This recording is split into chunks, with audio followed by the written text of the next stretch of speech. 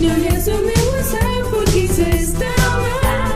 E non devo deixar, non devo dar meu espazo vital. Quero respirar, vivir a miña vida. Non controles meus vestidos, non controles meus sentidos, non controles meus amigos, non controles meus envíos.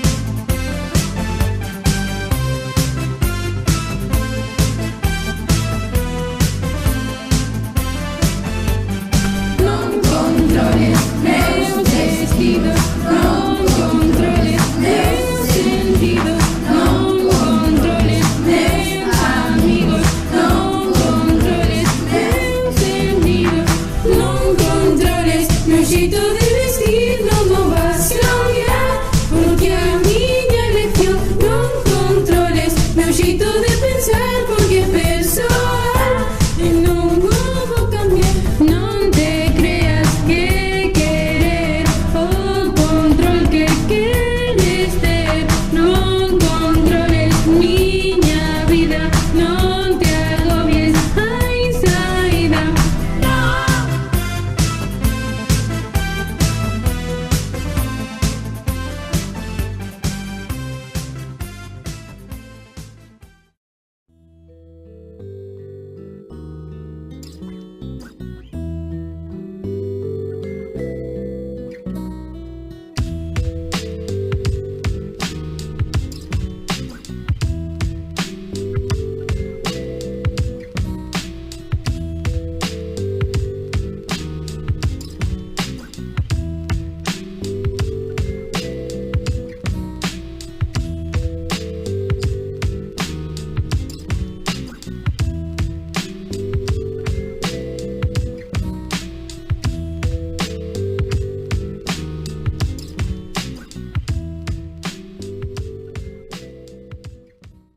As mulleres somos tamén seres vivos e temos dereito á igualdade.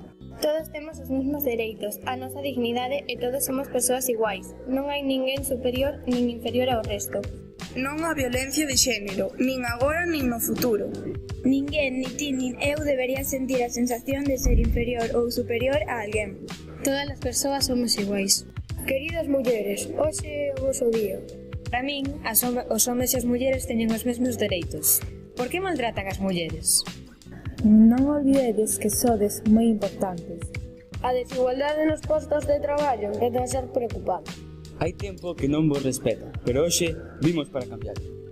Nós os axudaremos contra a violencia. Todos estamos con vos.